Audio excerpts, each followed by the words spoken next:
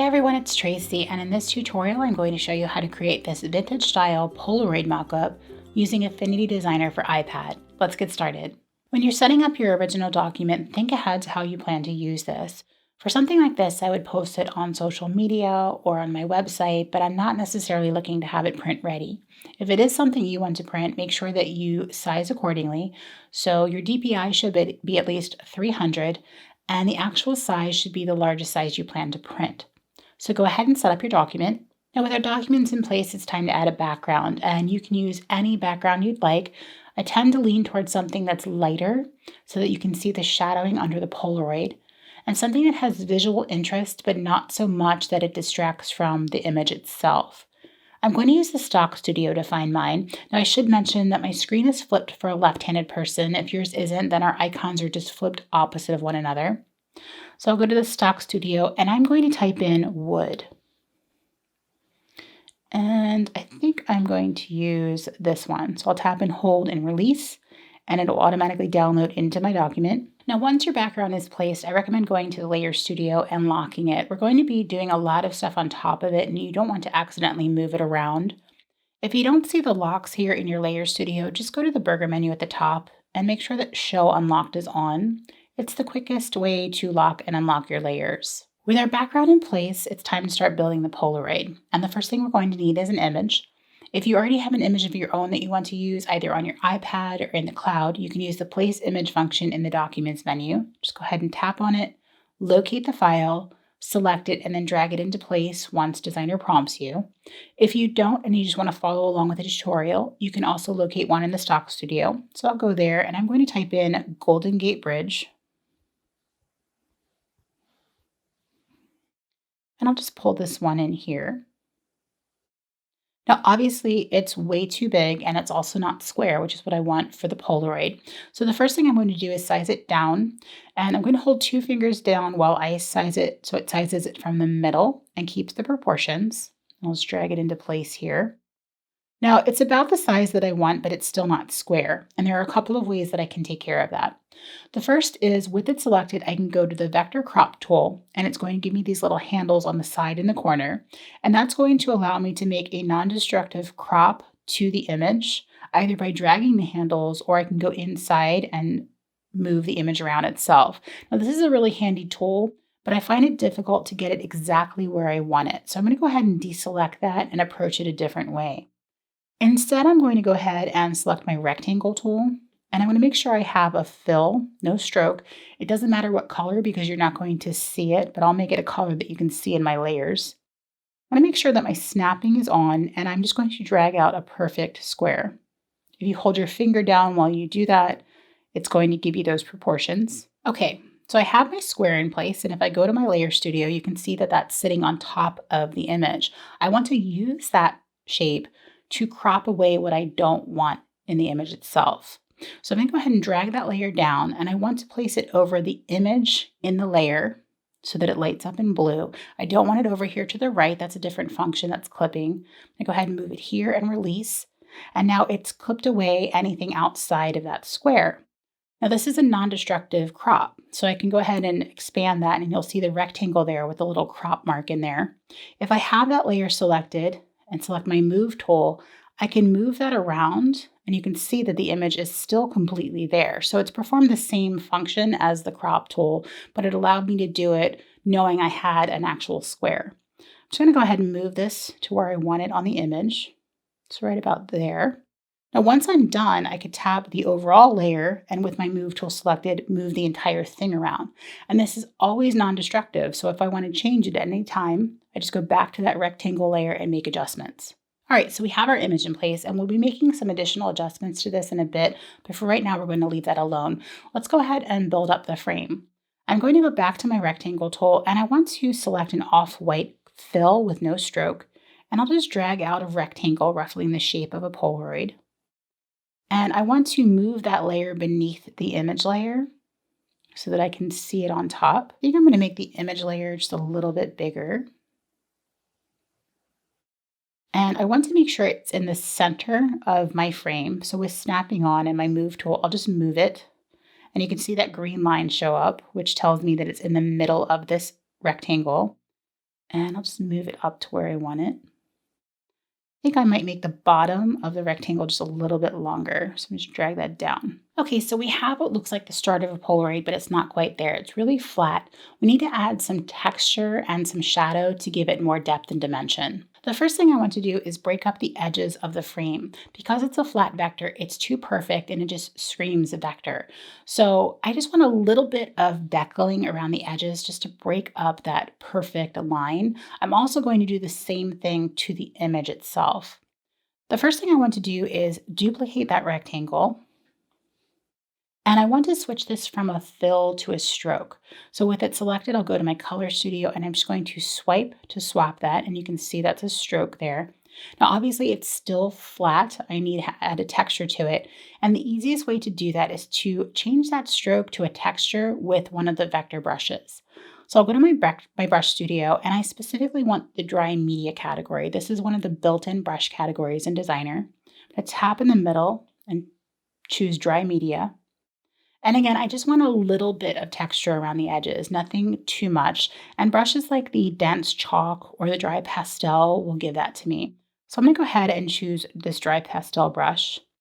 Now the width of my stroke is up really high, so it's going a lot further than I want it to. Right now it looks more like torn paper, it looks really fake, but we're going to go ahead and correct for that. I'll go back to my layer studio, and the first thing I want to do is take that stroke layer and I want to clip it to the original rectangle. So I'll drag it down, and this time I am going to keep it to the right until the line is in the middle and release. Now the texture disappeared because everything's clipped inside of this rectangle and it's the same color. The next thing we want to do is use the texture from that stroke to erase away non-destructively the edges of this rectangle. I'm going to zoom in so you can see this work. I'll go ahead and keep that layer selected and I'm going to go to the layer options. I want to change the blend mode to erase. If I zoom back out, you can see that it erased away the edges of that original rectangle. Now, obviously, again, this is way too much because if you remember, the stroke width is up really high. So with it selected, let's just go back up to the stroke studio and bring that down. I want it to be high enough that you can see it from a distance, but not so much that it goes overboard. So I think I'm going to tap here and I'll pick 7.5. Now I need to do the same thing to the photograph because I want it to have that same texture. So this time I'm going to go to my rectangle tool and with my snapping on, I'm going to drag out a stroke over the edges, and with snapping on, it makes it really easy. So it's automatically a square. Now again, it's really flat. We need to change that to a texture. So I'll go back to my vector brushes, and this time I'm going to choose the dense chalk. Let's go ahead and drag this down and clip it into the image. We're not going to clip it to the rectangle. This time we want to erase away parts of the image itself. And I'm going to change the blend mode to erase. Now again, the stroke is up really high, so let's move that down. I'm going to go a little higher this time, probably I think 15 or 14. Let's try 14.5. So we've broken up the edges, but it's not quite there yet. I want to add some additional texture in the form of texture image files. I'm going to use 3 different texture image files to add some depth and dimension to my frame. Now I should mention this is subjective. You can add as little or as much as you want. It's totally up to you. The first thing I'm going to do is add a paper texture. And I don't want anything that has too much crinkling in it because that's going to distract from the image. I'm just going for a kind of vintage light feel. So I'll go ahead and select this one. What I like about this is it has texture in it and it has some darker spots. So I'm going to go ahead and grab my move tool and I want to rotate it because I want those vintage spots to be at the bottom so that you can see it better. So go ahead and rotate that. Again, if you hold your finger down, it will snap at 15-degree increments. And I'm not going to worry about the size of it. I just want to make sure the darker spots are down here. Now I'll go ahead and clip it into the rectangle. And I want to change the blend mode to darker color and just drop the opacity. So I still have that texture coming through. I still have those dark spots coming through, but I'm getting some of that off-white color back. Now let me zoom in here. The next thing you need to do is you can see this ghosting along the edge. It's the edge of the texture file because right now in the layer studio, it's sitting on top of that layer that's erasing things away. So let me zoom in a little bit more so you can see that. I'm going to drag that beneath that erasing layer and it's going to take away the rest of it. So this layer is erasing everything underneath it as well as that rectangle. All right, so that's my first layer of texture. The next thing I want to add is an actual stain. I'm going to type in stain. Again, I don't want anything that's too much. I just want a touch of stain. We're looking for a vintage feel, like it's been sitting in a box or in the basement or something. And I like that dark spot there, so I'm going to move that over. And I'm not going to size this down because I like all of those spots there. And I'll go ahead and drag it down and clip it to the rectangle. I want to make sure it's beneath that erasing layer. And I'll go ahead and change the blend mode to something like color burn. So I get that nice kind of orangey feel. And I'm just going to drop the opacity. I'm going to do one last one. I want a little speckling on it. So I'm going to go into my stock studio and I'm going to type in concrete. And I don't want anything that has huge chunks out of it because, again, that would be distracting. I want more of a grainy feel. So I'm going to go ahead and pick this one. And I'm not even going to size this down because I like the size of those. I'm just going to clip this to the rectangle, make sure it's beneath the erasing layer, and then change the blend mode to something like soft light. And I'll just drop the opacity. Okay, so we have all of our texture image files in place. There's one more thing I want to do to add a little bit more texture to it. I'm going to grab my vector brush tool and I'm going to go back to my brush studio. This time I want the acrylics and I specifically want this glazing 2 brush. I'm going to go ahead and pick a white color and make sure my vector brush is chosen, and I'm just going to bring the brush size up a little bit. And I'm just going to swipe over the top of this, just make sure it's white. I'm looking to add some highlighting here and there. I'm just going to go ahead and do this really big one here. Now, what I like about this brush, it has some solid parts and some webbing there, and I really like how that adds a little bit of highlights. Now this looks crazy, but I'm going to go ahead and group all 4 of these together and clip them to the rectangle and then move them beneath the erasing layer.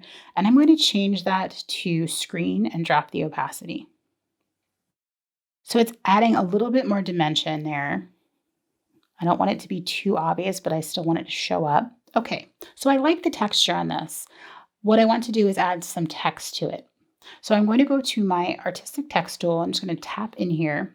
I'm going to tap again with my finger just to get the keyboard, and I'll type in Golden Gate Bridge. Now I'm using a handwriting font called Betterworks that I found on Design Cuts, and I'll put the link to it in the description. You can use any font you'd like. I just wanted something that looked like somebody actually wrote it. And I'll go ahead and change the size of this and the location. The first thing I'm going to do is drag that beneath all of the textures that are clipped to the rectangle. And that's going to add some of those textures to that writing. The next thing I want to do is smudge it up a little bit, as if it was written with a pen that's run a little bit.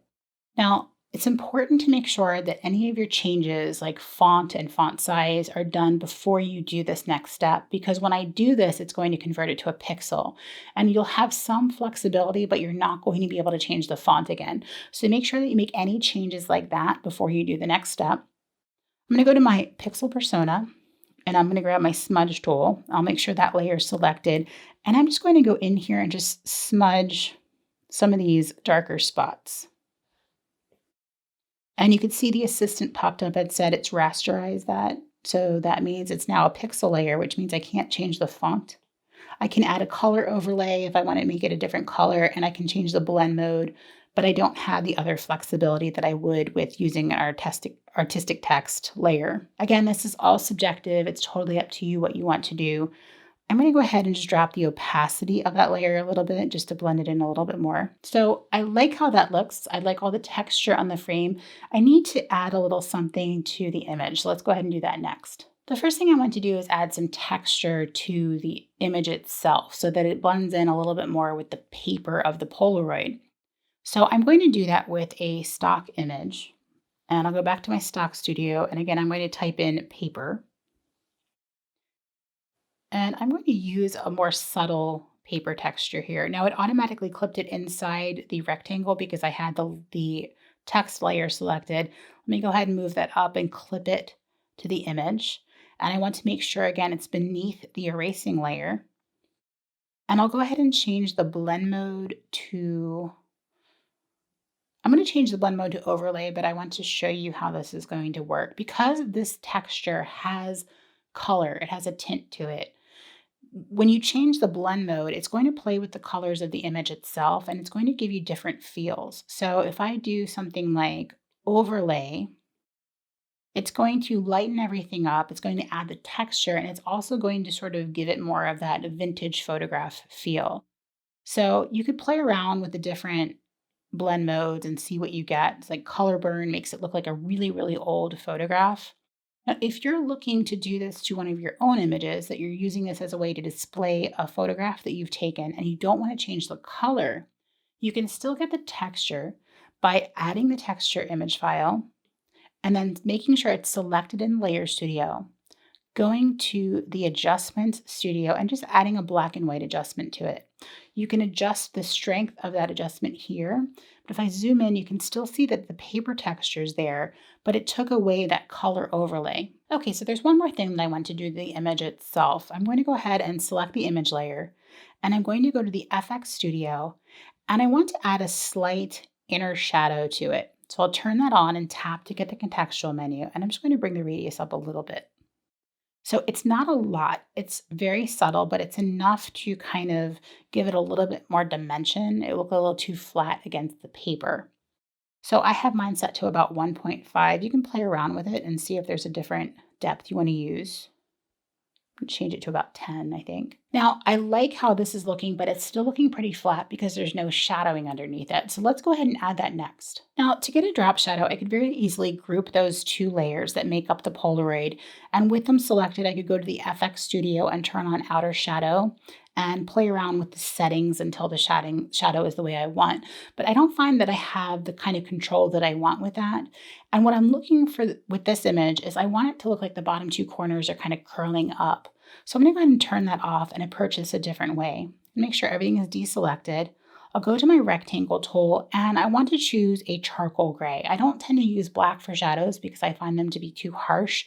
So I'll just choose a charcoal gray, and with snapping on and no stroke, I'm going to drag a rectangle out over the entire thing.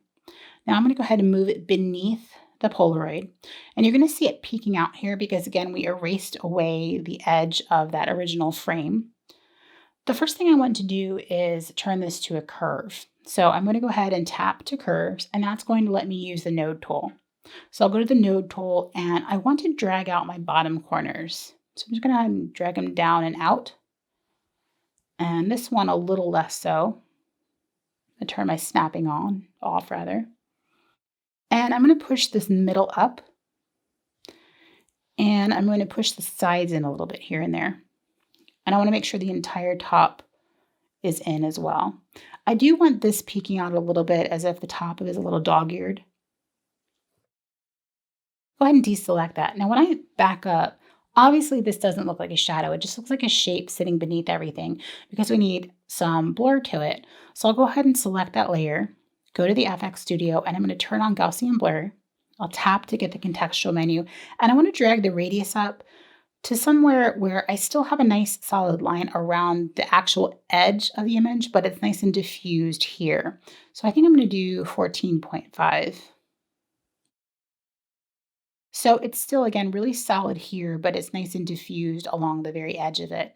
Now I want to change the blend mode of that layer to multiply, and it's going to darken it up, but it's going to allow the texture to come through. I just want to drop the opacity a little bit.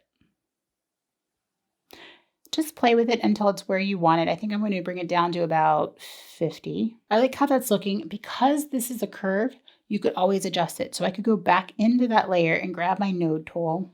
And if I wanted this to come out a little bit more, in fact, I think I do, I'll go ahead and adjust that. I could certainly go ahead and adjust the opacity.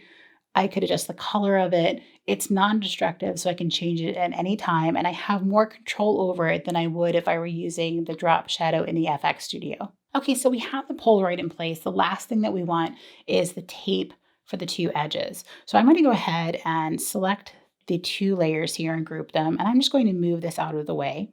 just to give ourselves some room.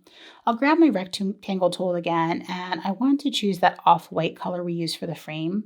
Just drag out a rectangle. I'm gonna make it kind of big just so you can see it.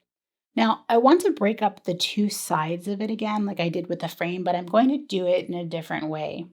Instead, I'm going to go to my pixel persona and I'm going to grab my erase brush tool and I want to find a nice textured brush. So I'll go to my dry media again and I like the gritty crown one. I want this to have a feel as if it's sort of an archival tape, not so much a plastic tape like scotch tape, but it looks like it's been torn and there's some kind of paper left behind. So I'll go in here and I'm just going to start erasing away the edges. And I want to make sure that that really solid line is gone, but I'm not going to worry about this spot here. I just want to vary the depth. So again, that it looks like it's been torn by hand and not cut. You could do this a number of ways. You could use your pen tool and make marks and erase them if you wanted it to look more perfect and like it was cut with something. I just prefer this particular method. And I'll go ahead and do it to the other side. Again, just making sure that that really solid line on the edge is gone, just to break it up. Okay, so I have the torn part, but it still doesn't have enough texture or depth. So the first thing I'm going to do is go to my stock studio and I'm going to add a paper layer to that. I'm going to use the same paper texture that I used on the image. I'm just going to move it so that some of these darker spots are on top of it. I'll go ahead and clip it and then change the blend mode to darker color and drop the opacity. So I still have that nice texture coming through. Now I've got that texture, but it's still kind of flat. So I'm going to go ahead and grab my vector brush and a white color, and I'll go ahead and choose that same acrylic brush we used on the frame. I want to make the brush a little bit bigger. And I'm just, again, just like we did with the frame, just going to kind of hit it in spots. I want some of that webbing to show so that I have that nice solid part and some lighter spots. And I'm not going in any particular direction. I want this to look relatively random. I'm going to go ahead and group those three, clip them to the rectangle, and then I'm going to change the entire group to screen blend mode and drop the opacity. I want to drop it enough that it's not obvious, but not so much that you can't see it. So I'm bringing it around 25%. Now with that same brush, I'm going to grab that charcoal gray color and I want to add a second vector layer because I want a different group because it's going to have a different blend mode. So I'll go ahead and add an empty vector layer, grab that same brush. I'm going to make it a little bit smaller though, and I'm just going to run it along here again. And I'm sort of following the same direction as the highlights. I'll take that entire group and clip it to my rectangle. And again, change the blend mode, but this time to color burn. And I'm just going to drop it down. Again, not enough that you can't see it, but enough that it's not too obvious. Now, again, I used vectors here, so if I feel like it's looking too perfect, and I kind of do, I'm going to go ahead and just grab my move tool and just move some of these around. Just maybe rotate this guy. Maybe bring him over here. I can also kind of size it down a little bit. All right. Okay, I'm going to go ahead and call that done. Now, it's not transparent and I want it to be so that it's kind of hanging over the top here. I'm going to go to that main level, that upper level, and I'm going to change the entire opacity to about, I think, 55. So again, you're still seeing some of those highlights and shadows coming through, but when I move it over the top of this, you're going to be able to see the image through. But it's still kind of flat. It doesn't have any shadowing at the bottom or at the top. So I'm going to go ahead and duplicate that layer. And I want to add a bevel and emboss to this layer. So with it selected, I'll go to my FX, turn on bevel emboss. I'm going to change it to emboss, and it's going to add that shadow right there and a little bit of highlight there. It's a little too much. So I'm going to go ahead and first change the blend mode of that duplicate layer to soft light. And I'm just going to drop the opacity a little bit. So I still have some of that shadow and highlight, but it's not quite as obvious. Now I can group both of those layers together, and that's my tape. So let me go ahead and pull my image back in here. I'll grab that tape layer and I'm going to make it smaller. Maybe rotate it, put it on the corner there. And I need a piece for the other side. So I'm just going to two finger tap and drag to duplicate it. Just place it right about there and maybe make it a little bit smaller. I don't want to make it thinner because it's the same width as that. I just want to make it a tiny bit smaller. And you could adjust that if you wanted to make it a little thinner on both sides. You could do that. All right. So we have that nice shadowing there, but we can still see the image through the bottom. I'm just going to step back and take a look at the entire thing. Might make it, I'm going to group everything together. And I think I'll make the entire thing a little bigger and maybe rotate it a bit. All right, so there you have it, a vintage style Polaroid mock-up using a series of shapes as well as stock studio and some vector brushes. Again, I would use something like this on social media, perhaps to promote a class or maybe show some of my work, in which case I wouldn't do the color overlay, I would just add the texture. All of the layers that we did are non-destructive, so you can go back in and change them. The only exception to that, of course, is the text once it gets converted to pixel, but you could always delete it and start again. But every other layer is adjustable, so you can change the texture out, you can change colors and things like that. I hope you enjoyed this tutorial. Be on the lookout for plenty of others in Designer as well as a lot of other apps. Thank you so much for joining me and happy creating.